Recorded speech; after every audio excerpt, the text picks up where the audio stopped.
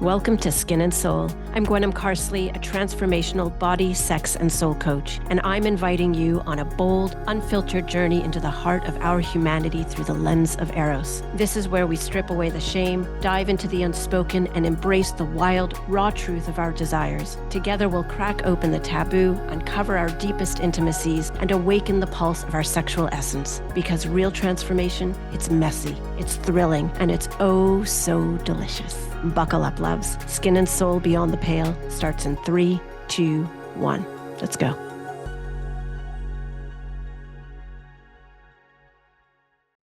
Hello and welcome. I'm Gwenham. I'm your host of Skin and Soul on Beyond the Pale on the new Transformation Talk Revolution, which is part of the Transformation Network. And I have with me today Mark Steven Porro, who's worn many hats, from actor, director, entrepreneur, but he's most notable for his multi-award-winning memoir called A Cup of Tea on the Commode.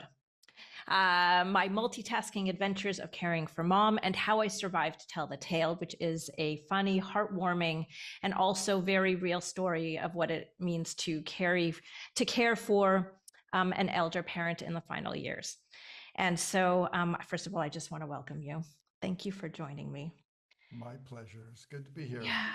Yeah. You know what? It's I'm going to try to keep it together as much as I can, because I finished the book today and I was bawling. So I just started to cry from that real place, because when we were talking, I'm in the midst of caring for my mom. I'm taking her from Germany to Canada on Friday, and listening to your story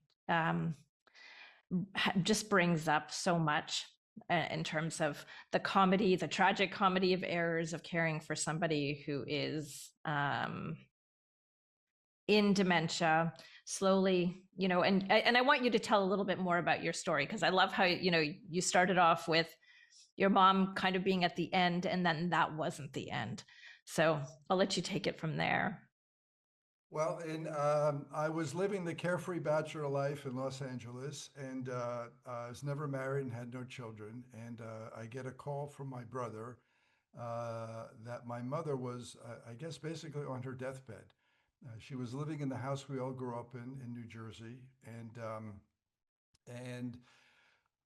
he said the doctor cut off all meds and food, and hospice is on the way. And I kind of freaked out, because hospice came 14 years earlier for my dad, and he died 2 days later. So she had 6 children, and we all came home, and we were on death watch.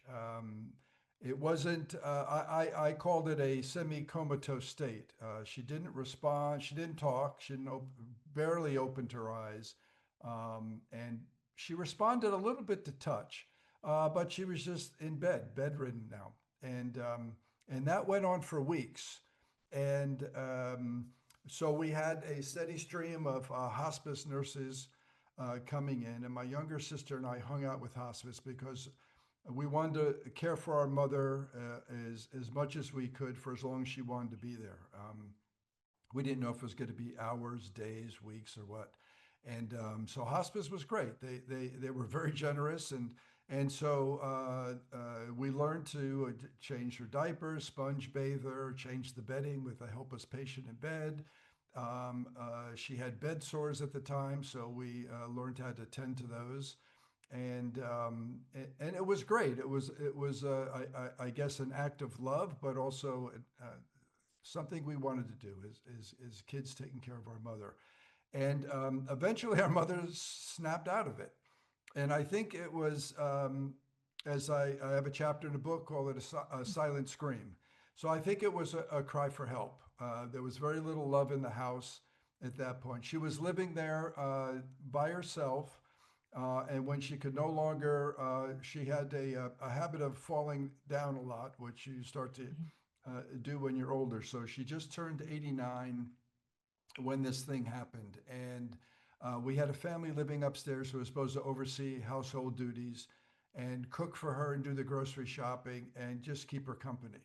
And she did not get along with these people, and they didn't get along with her, but they hid it very well because they had a pretty good deal, free rent in a house, in a beautiful house in a beautiful neighborhood. And And my mother could be a tough cookie. So I think she had a very accurate BS detector, as I talk about in the book. And if that thing redlined, which apparently it did at some point with these people, it was very tough to get her back. And this went on for years. They were there for, when I came on board, for a little over 3 years. So it was, I think my mom looked around at her life and said, if this is it, if this, I don't want to do this anymore. So she kind of willed herself to die. And, but with all But her food kids coming, propped her up, right? It was food. I think it was, you say like the nurse comes in and said, like, feed her kind of, like she well, we completely were, opened. well, we learned a lot. We were good kids and we were brought up well. And so these hospice nurses had a directive from their supervisor. And we found out that some of them like to kind of do their own thing. And Mm-hmm. so we started greeting them at the front door and making sure they read the directive because, again, no food, no meds. This was, she's transitioning. Let's let her go peacefully. She wasn't in any apparent pain. And that was it. But this one nurse came in and she just kind of like glanced at it and marched right into my mom's room and leaned in and said, "Mrs. Porro, are you hungry?" And my mom's eyes shot open for the first time in weeks. And Mm. it was like a dinner bell went off. And then this woman accused us of starving our mother to death. And we found out that some people do this to their Yeah. parents. They want to let them go or they want to get them out of their life. They didn't love them or they thought they were in some kind of a pain, so they wanted to end their misery. This wasn't the case with us. And so we got very angry with this nurse. And her supervisor sent her home because she broke the rules. But now I'm thinking, oh my gosh, maybe hospice got it wrong because they mean well, but they're not perfect. And so I went in feeling very guilty and asked my mom if she was hungry. And she says, "Well, what do you got?" And those were her first words in probably 3 weeks. And I said, "Well, anything you want." And it's March at this point. Mhm. And she says, "How about some pumpkin pie?" And it's not really pumpkin pie season in the United States in March. But my brother, who lived locally, I asked him if he wanted to go out and give it a shot. And he went out and came back within 30 minutes with two fresh pumpkin pies. I don't know where he got them, if he baked them himself or his wife or something. Anyway, I gave mom a spoonful and she spit it out. And I said, "Well, that didn't go very well, but that was her first food in weeks. So that wasn't that unusual." The second spoonful was very successful, and she ended up downing half the pie. And she was back, whether it was the Mhm. sugar in the pie or if she was alert, the color came back in her face. And she hit me with a nice guilt trip because then I knew, oh, she's back because I hadn't been there for several months. Normally, I would go back at least a few times a year. But she was, as she got older, she was becoming this grumpy, unpleasant person to be around. And part of it might have been the situation she was living in her own home, or she just became I called her an Archie Bunker. And I didn't really want to be around her. So when she woke up and gave her the pumpkin pie, she looks at me and she says, "Well, I haven't seen you in a long while." It's like, Good, a okay, good is guilt trip, right? mom is back. Thank Yep. you. Yeah, so I kind of felt terrible. And that might have been the catalyst for me jumping in eventually and caring for her. It was a little bit of payback. And so that was it. Now she's back. And so I stayed several weeks to make sure she was fully back.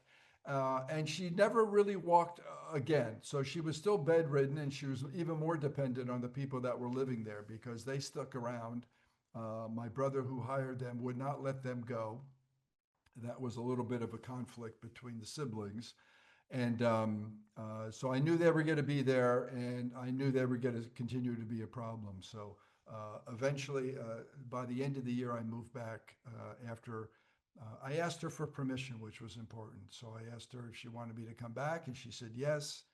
And I said, if I come back, that means I'll be in charge.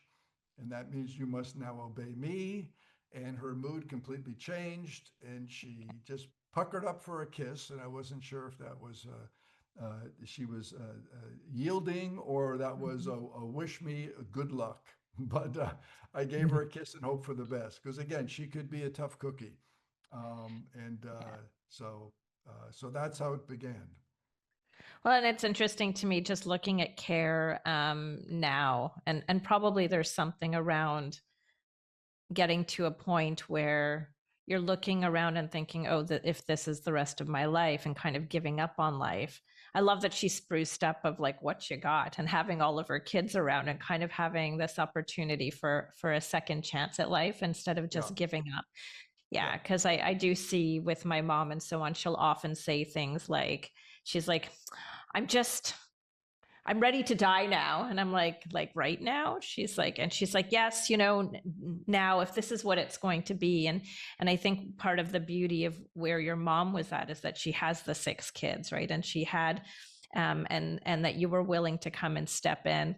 And you were talking about how, you didn't have, you didn't have any commitments, you didn't have any kids, you didn't have like a steady girlfriend or like a partnership, and so it gave you the opportunity to step into what I'm going to call a devotional love place to take care of your mom. So does that resonate?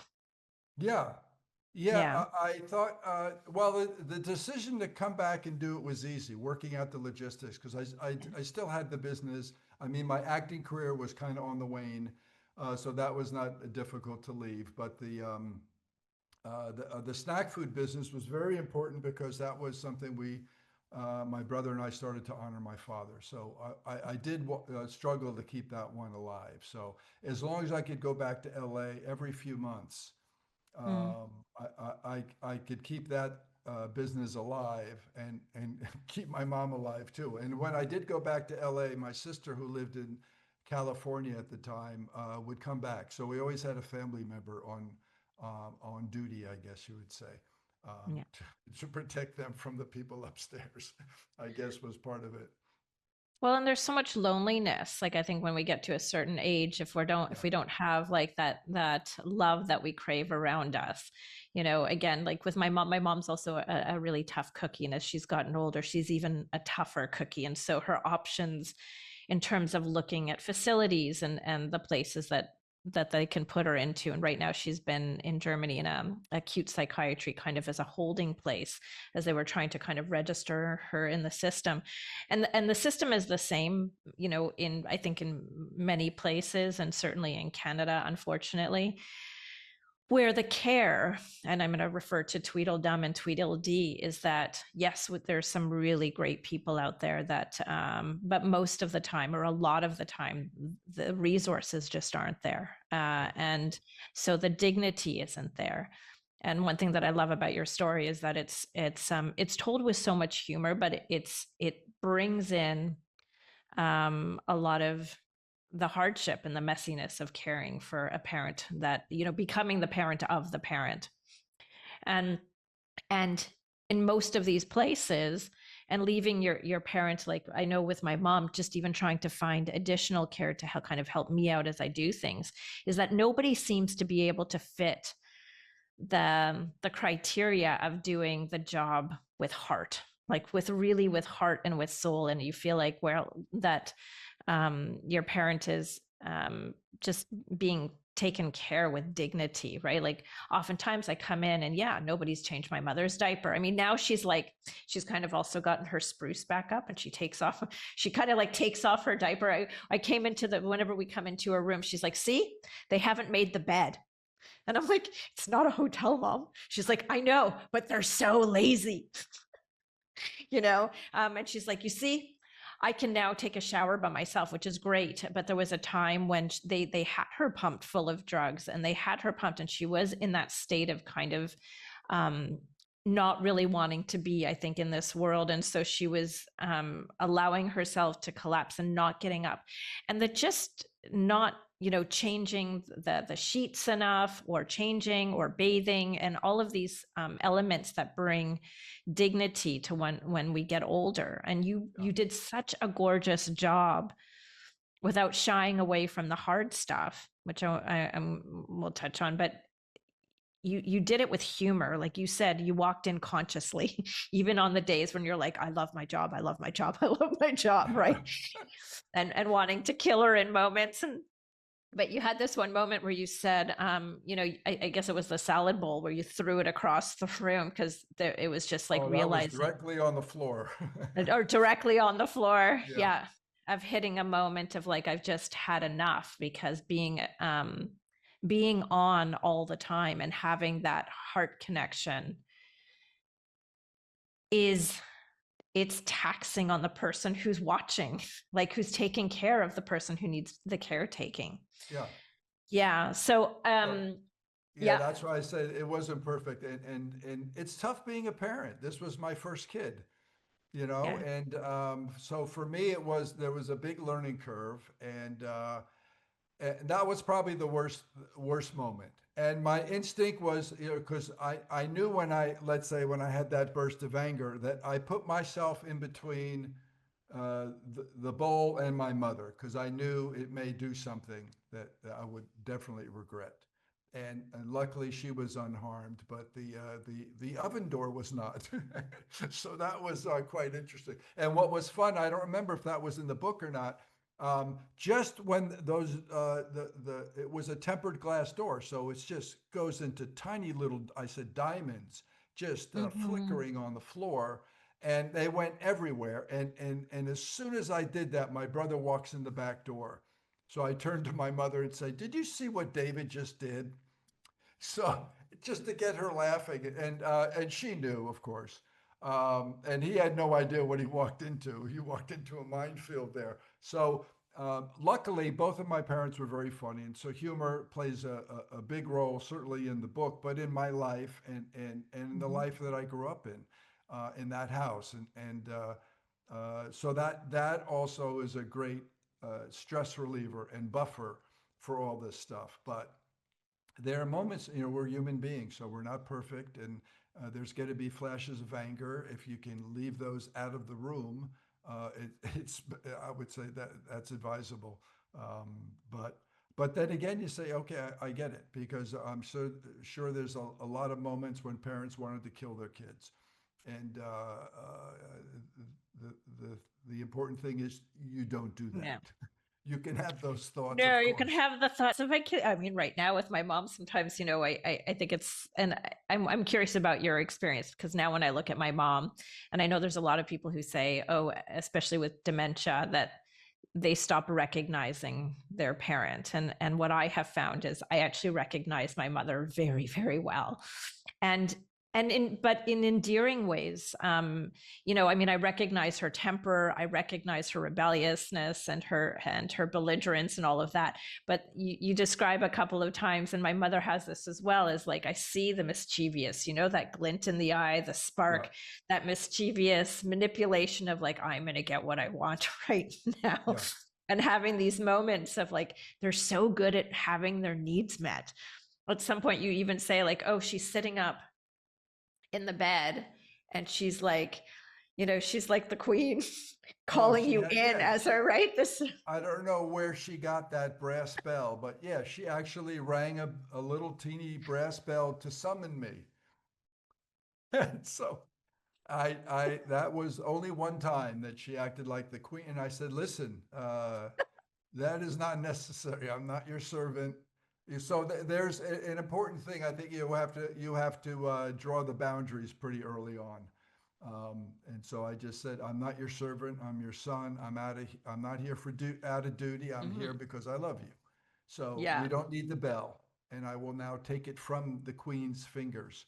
And she was fine with that. A little indignant at the moment, but she got over it pretty quickly, because whatever she called, I was there. So it was no issue after that.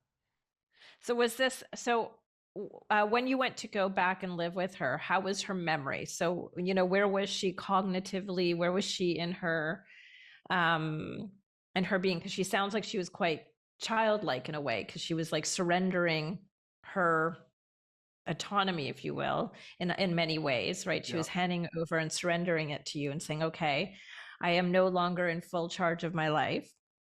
And at what point over those 4 years, 3 to 4 years, it's like 3.5, 4 years, Yeah.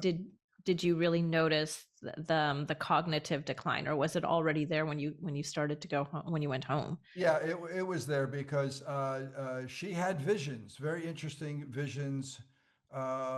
She saw children with chocolate coats on the ceiling, and she insisted her mother helped her with all her six kids. Her mother died before she was married. She insisted we all went to her high school an hour and a half away on Long Island, as opposed to 5 minute walk from where we grew up, and things like that. And Mm. and then out of the six kids, I'm the only one caring for her 24/7, and I'm the only one whose name she couldn't remember, and that was Of very course not, probably about which is four interesting. months or so in. She's like, and now what is it I call you? And Hmm. again, she had a wicked sense of humor at times. So I said, "You're kidding, right?" She goes, "No." I said, "Name your children." Laurel, Carol, Michael, David, DC, and no clue. So Hmm. I still think instead there's of like taking, selective here. That I still think that there's like selective memory. It's funny what my mom will remember these days. She leaves. So they've allowed her to leave the floor, right? Because she was really aggressive, and so they agreed that her being allowed to go to the garden was a good thing. But she takes herself right outside the front door, and has now, since we have been going to this cafe, and now she finds her way to the cafe, which I think is hilarious. And she went in one day and said, "I don't have any money, but my daughter will come and pay." And they knew me. So she sits down and has whatever she wants, and then cleverly kind of figures her way back, even in a moment where she might not know exactly. She asks them kind of like, "Do you know where the hospital is?" And they're like, "Oh yes, it's just there." And she's like, "Oh yes, I know, thank you."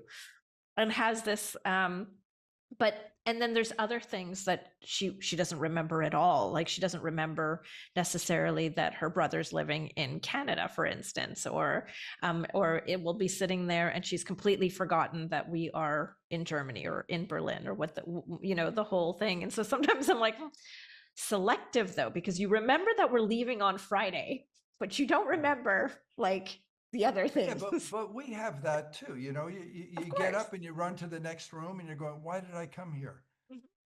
And then, but I have memories back to 2 years old that are very clear to me. So it's like, yeah, it hits us, and I think it just hits more as we get older, um, and more often. So, but my mom had this one recurring vision that I thought was very important and plays an important role in the book, and that's this parade of children that were passing by her bedroom window that she saw quite often, and they were all around 8 years old. And I think upon reflection, and as I was getting more and more into the book, I think that was maybe the happiest time of her life, and Mm, that's where she wanted to go back. And we all have different visions of heaven, and I think this might have been her vision that I yeah. realized afterwards.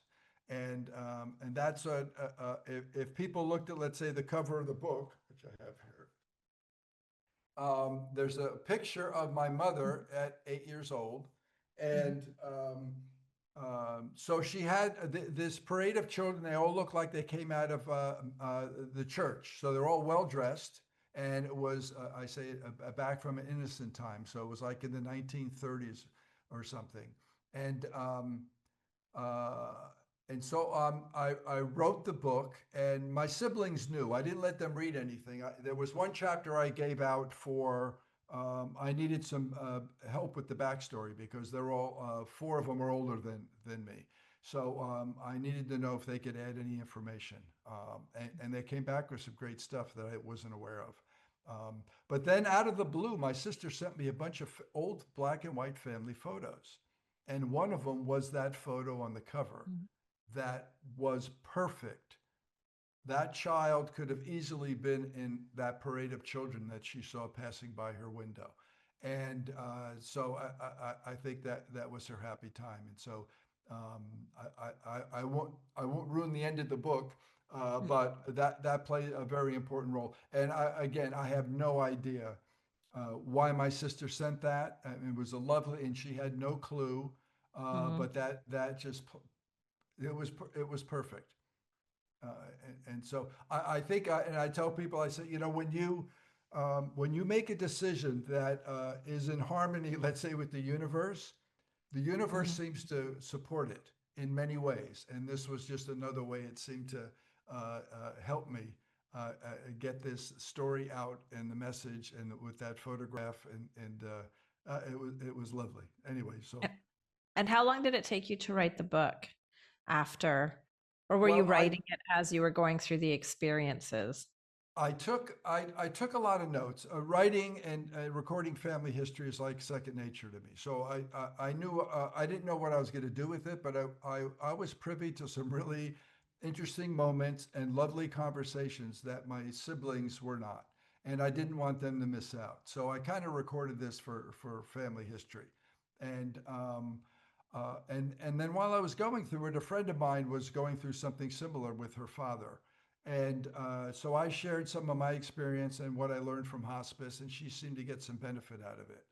And I said, my first instinct is to write a screenplay because that's my background. So I see everything as a movie. And I said, well, I think a book is certainly going to be a faster way to get this out, and I would have more control over it. So then I started thinking in those terms, and then I studied the genre, but I couldn't write it because I'm very emotional, especially when it comes to family. And I couldn't write it for a couple of years. So actually, it was 2 years or so after mom's passing. If I had a certain impulse or something, again, I would jot it down, but I couldn't sit down and get serious about it until I moved to France. And this is the room I actually wrote it in. I Mm. needed emotional distance and apparently physical distance to write it. And so I started studying with a memoir teacher and reading a bunch of memoirs and things like that, and then started writing it. And the most difficult part for me was the structure, because if you just do it like day to day, it's not going to be a very entertaining book for anybody. So I wanted to put a lot of backstory and some entertaining stories that help support the decisions I made and the actions I took for my mother. Because I grew up, they were both of my folks were pretty, I would say, strict Catholics, but they taught us, how to take care of each other, how to care for other people. There was not a prejudiced bone in either's body, and we watched them set examples. They didn't lecture a lot, but they just did the right things. My dad always, when a woman entered the room, he always stood up. Always Mm. opened the doors, car doors, front doors, things like that. Mother taught us how to be gentlemen, and Mhm.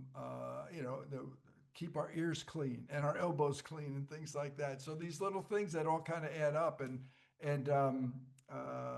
and chivalry is not dead. And I joke with people, I still do all those things that I learned. I open doors. I don't stand up every time a woman enters, but I open the doors, car doors, and all that business. In fact, I told one of my nieces when she dated a guy she thought was really important, and I said, okay, just when you go on I think she didn't go on her first date yet. They met, and I said, when you go on your date, if he does not open your car door, lose him.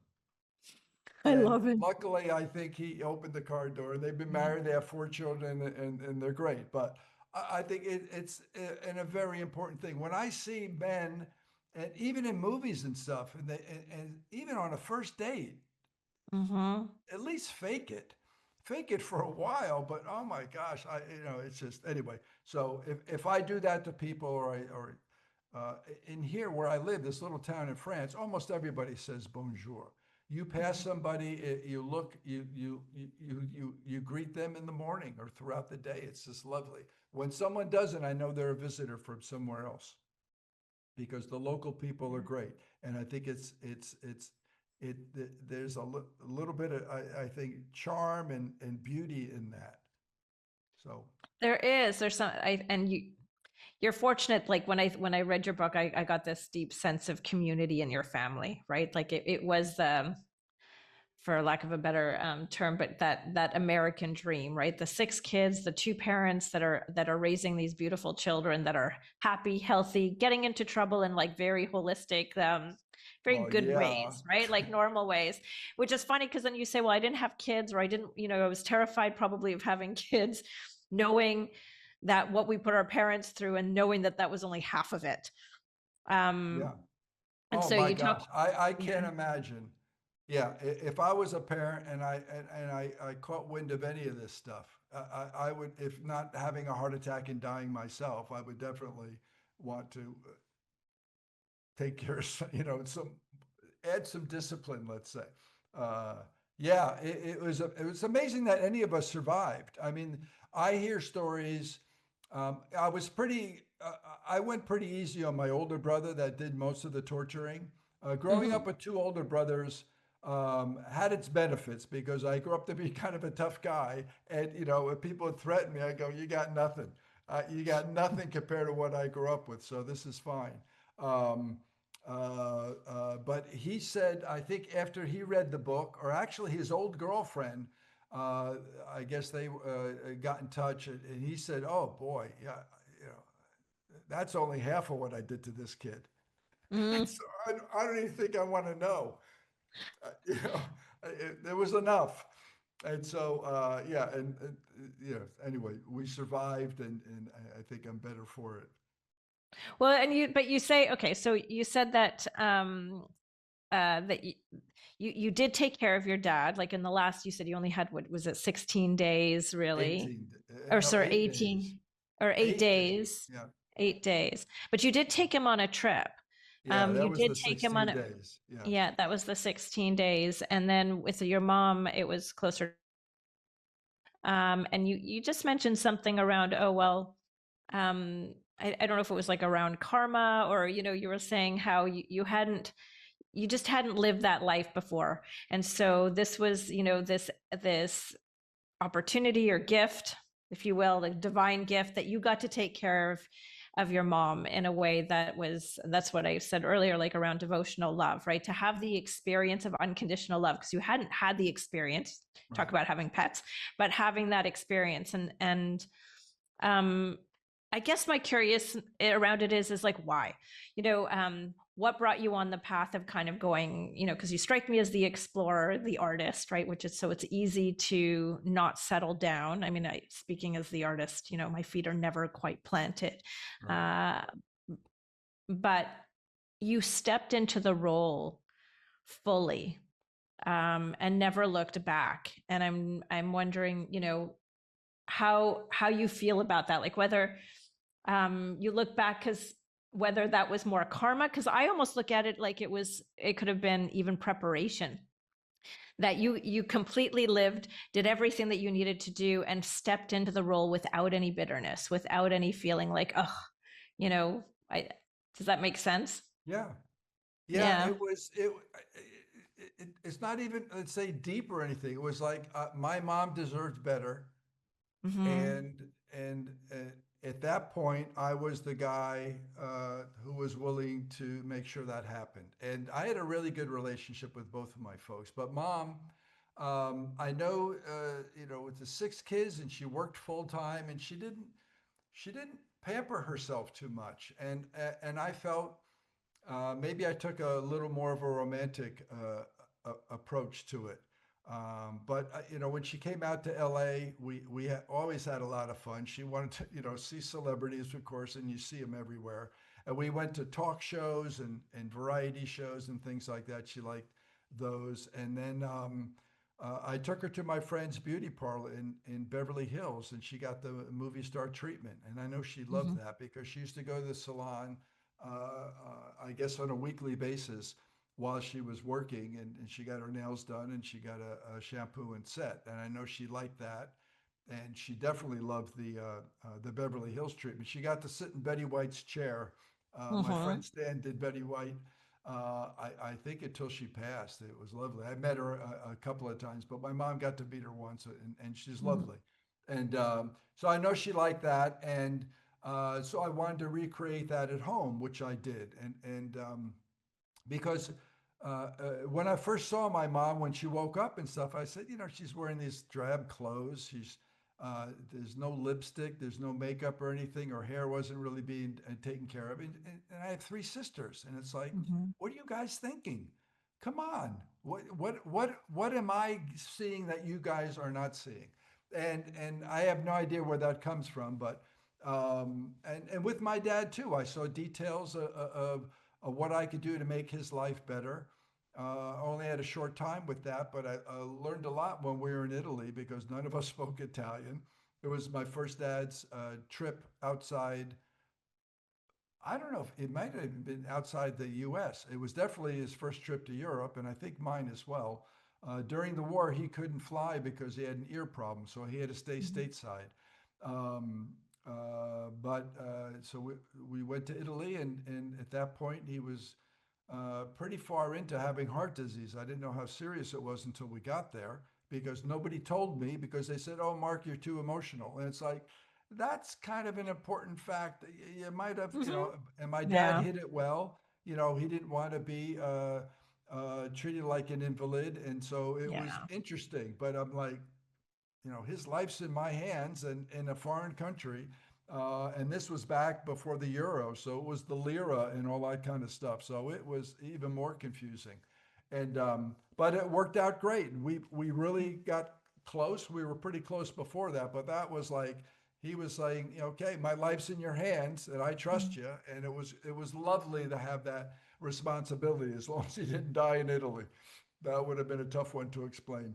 Um, but with mom, it was like it just seemed to be the right thing to do. And then when I saw her response to some of the things that I was doing, it made any sacrifice worth it because Yeah.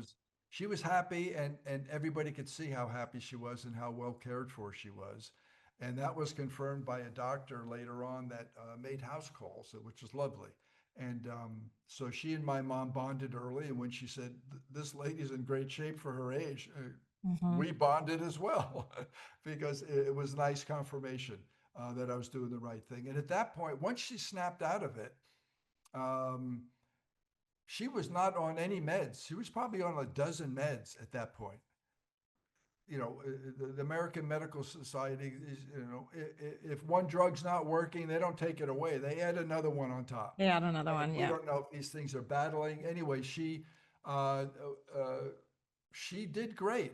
When I cooked good meals for her, never went back on all the meds. She had to do digoxin for her heart because at that point she was wearing a pacemaker and stuff like that. So there was concern about the heart, but I think that was the only meds. There was one for I think maybe Zoloft or something. Once her Yeah, they depression do it started for creeping. moods. I think they gave it for moods, and I like at one point you talk about also giving your mom a glass of wine on the menu, and I know like for my mom just enjoys her glass. So she always says, "I just all I want is a glass of wine and pizza," is what my mom keeps saying to me, Perfect. right? Because And and the wine is it's for the antioxidants. I it only look is at it for the health for the end. benefits. It's purely health. Well, you know I'm what I going to have personally some think later. what exactly, but I think when you get to a certain age, which again, talking about dignity, you have everything stripped away from you slowly by slowly, and you're told what you are allowed to do and what you're not allowed to do. And right now with my mom, she's not actually on any medication. She stopped trusting the doctors and medical community around her, and so I'm like, she wants a glass of wine or two, it's okay. I think at 84, 86, 80, 90, I'm like, you get to do whatever you want. You want to Yeah. smoke? Great. You want to have a doobie? Fine. Whatever it is that you want to do, like have at her. Dance on tables if you can. Great.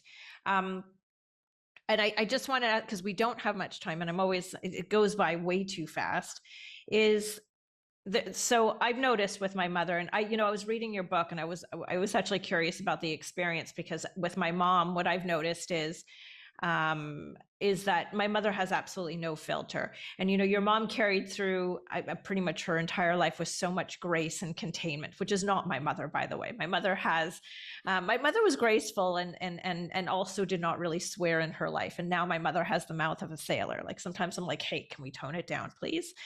But the filter is completely gone, and she's so I'm going to say turned on, tuned in. She's just like she's all about sex, right? And you explain a situation, and I don't want to ruin it for anybody who's going to read it, but what I do know is that I know I have that visceral fear of getting older. I'm like, oh my God, am I going to be walking around with my hands down my pants? Like, what am I, what am I going to be doing when I'm older? And you bring in this humanity of all the things of when we get older that isn't talked about, right? Which is I'm cleaning her bum, I'm washing her, I'm feeding her, I'm doing all of these things that we're used to doing with our children.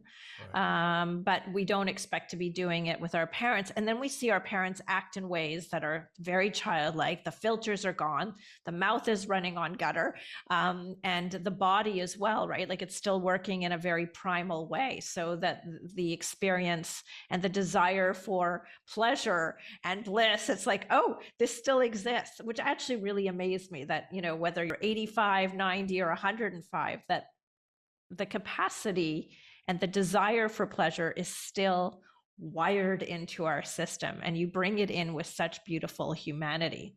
And so I guess my next question to you is,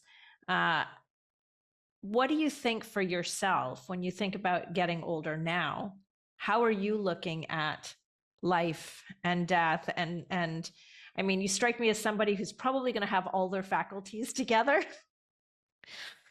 We can Being very, only very hope. shy. We can only hope. Well, yeah, it's definitely right. How do you think this experience has changed you in terms of like seeing your own mortality? Well, I've got to go have some children. I have to. I've got to talk to I my love it. girlfriend and say, we're past children. Maybe we'll just have some grandchildren. I have no idea. I will. Again, not having children, and also I would say, parents, have your children read this book because it will help. And Yeah. I did a reading here in the town for a group of retirees, and one woman stood up and says, "When's this coming out? Because I want my children to read it."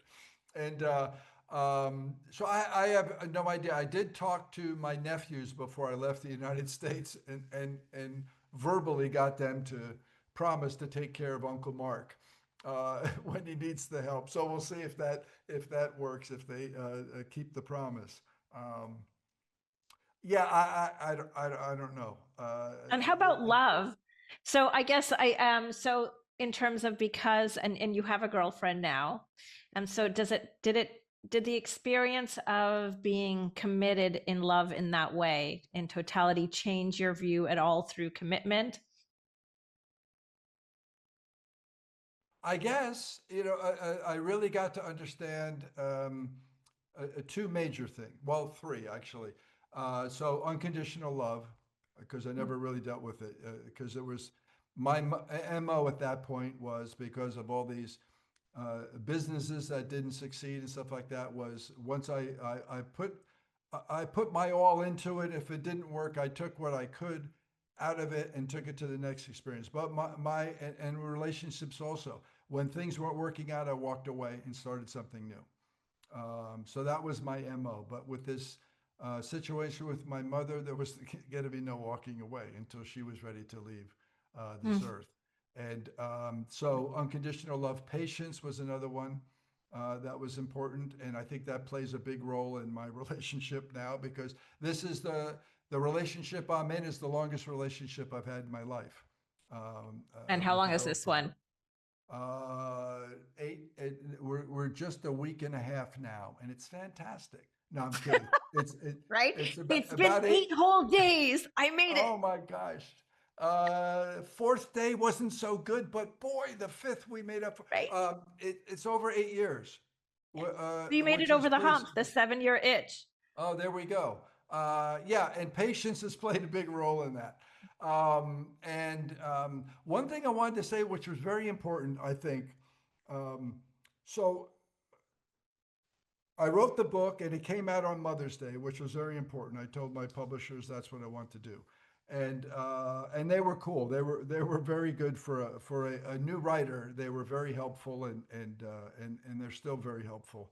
Um, But if you look at the I couldn't do the audio book for about 6 months because I get very emotional even in scenes and chapters that weren't that emotional. I would just start cracking, breaking down and go, oh, this is going to take a while. So after about 6 months, I finally got past it and had to use all my acting experience to get through the audio book. But during those 6 months, I got to revisit the book and the stories and see it with a new lens, which was very interesting. So if you read the book, it looks like I went back to rescue my mom, and in a sense, yes, I did.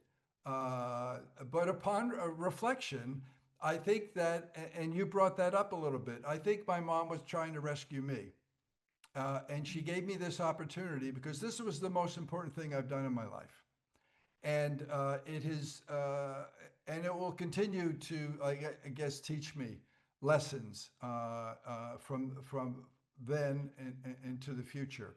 And she was, whether she was conscious of it or not, she gave me this opportunity to step up and do this for her and for Mm, the family. And I was smart enough to take advantage of it.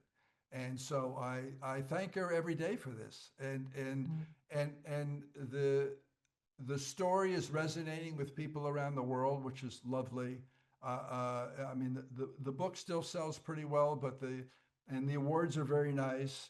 But the personal notes that I've received from people is just heartwarming, and that wouldn't have happened if my mom didn't give me this opportunity. So Yeah. it was pretty cool, and I'm glad I had that time to reflect because um, yeah, I mean, I'm able to, when I'm talking about the book, I'm able to express that. And I think that's very important. Yeah, no, I hear, because it affected me in a really profound way. I think, like I said, I felt like it kind of came in divinely held for my own path, right? Just looking at my mom and where we are now, and I don't have the same capacity in this place, or at least, and I keep trying to figure it out of, oh, could I do something like that with my mom? And I have this time with my mom right now, which I am finding incredibly special and magical in moments, and also want to kill her on other moments.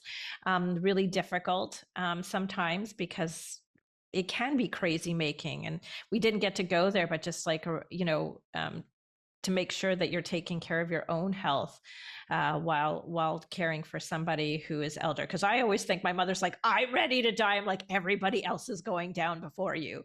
Like, everybody around you is right. It's that I have you have a great line at the end, which is, she something around, she had no kind of will to live, but wasn't rushing to die, which Right. Right. something around that. And Yeah. which I was like, yes, I feel that, with my mom. And I also think that there's, like, each moment has its preciousness. I just want it, because we don't have much time left, and I always take everyone through these sense of these questions. um, so I'm going to take you through them, and hopefully we have a few minutes at the end, for any last thoughts and moments. So, based on James Lipton's The Actors Studio and Oh Bernard my Pivot's gosh. 10 Yeah. questions, these have been adapted to my own version, but that's where the inspiration comes from. So, what is one truth that your body has always known that your mind took years to catch up to? Oh my God. Well, I would say don't feel guilty about. I mean, you're talking about pleasure and stuff like that. Yeah, as long as you're not harming anybody else or whatever, anything goes. And Love and it. your head's got to come around to it and say, oh yeah, okay, this is all being human, so it's fine. Yes. What is it? Somebody once told me, all liquids are human, all liquids are beautiful. I was like, oh, that's an interesting, right? Yeah. All human liquids are beautiful. I'm like, okay, okay. Okay. What's the most intimate moment you've ever had that had nothing to do with sex?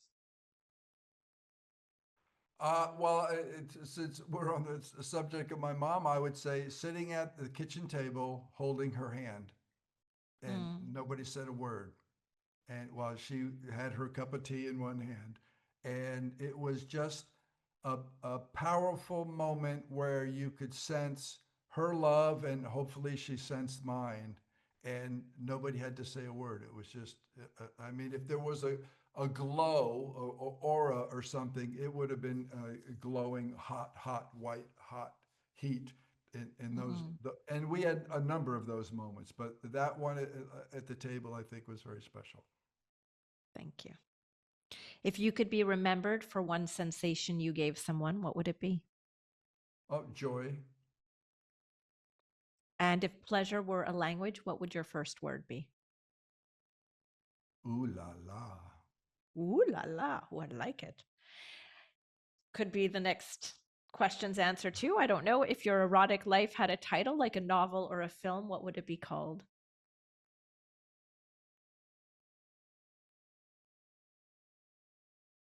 I would say along those same lines, find the joy.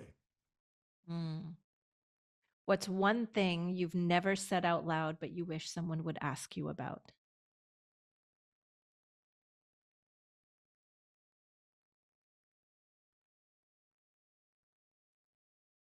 Wow, these are good. Um, hmm. Can I move to the next one? I've been thinking about it. I have no Yeah, clue. absolutely. We'll move on. We'll come back. Um, what part of your erotic self are you still afraid to bring to the light?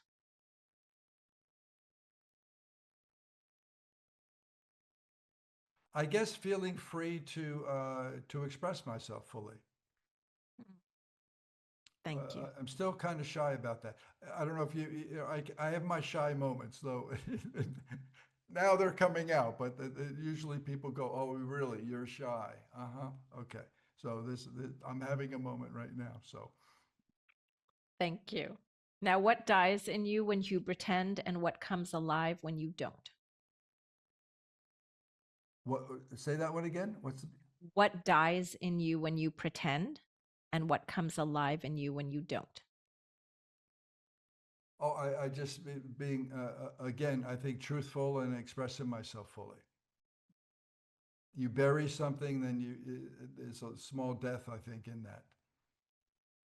Thank you. And what comes alive in you when you don't pretend? Oh, everything. The charm, the humor. I think your soul. You bear it, and uh, good or bad, it's beautiful. And when you see what's interesting, so people from Jersey are known as being somewhat brash, and I grew up with five brash siblings, and my parents were less brash, but it's beautiful because you know where you stand. There's no the backstabbing or anything like that. We stab in the front. Oh yeah, and I always think, well, New Jersey, New Yorkers are like some of the warmest people. I just Yeah, brash and all, but it's up front, it's there, but there's so much heart. Okay, yeah, we're almost there. Finish this sentence. When I leave this life, I want my skin to remember. everything. Every sensation, every experience, every drop of rain, every ray of sunshine, uh, the waves of the ocean are here, the waves of the sea, and it's yeah, all that. And if the soul has a scent, what does yours smell like today? Oh my gosh, lemon is the first thing that came. Lemon or orange, definitely a citrus. Now I'll go orange. It's a little sweeter. Beautiful. Shall we try what you're the one thing that you've never said out loud but you wish someone would ask you about?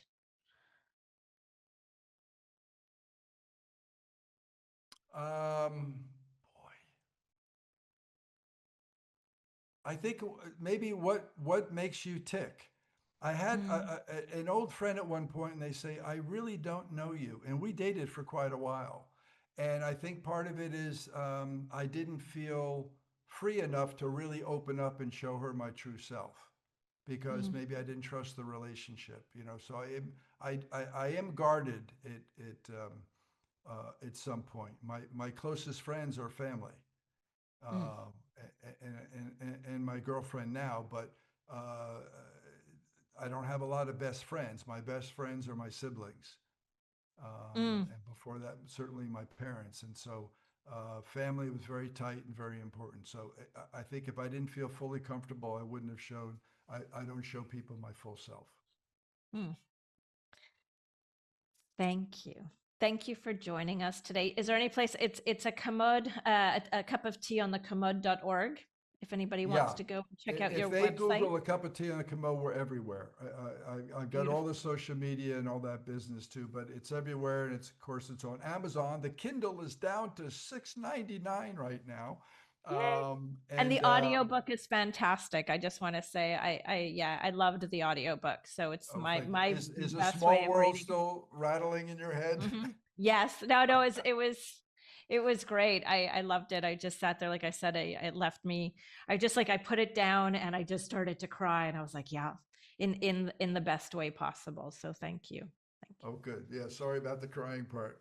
No, Sorry. no, it was great. And I laughed out loud too. I want everyone to know that this is a story that's got so much humor in it and so much heart and tenderness, and it doesn't shy away from any of the messiness. And that is the treasure of it. So for anyone out there that wants to send in moon letters, your stories, please send them into info@louvology.com. You can also go to my website at gwenamcarsley.com. And otherwise, thank you all. Thank you, Mark, for joining us today. Thank you for listening to Skin and Soul with me, Gwenam. Join me Fridays at 10 a.m. PST on Transformation Talk Radio. Catch the podcast anytime on your favorite platforms. You can follow me on Instagram @Louvology. Ready to take the next step? Book a compatibility call with me at gwenamcarsley.com.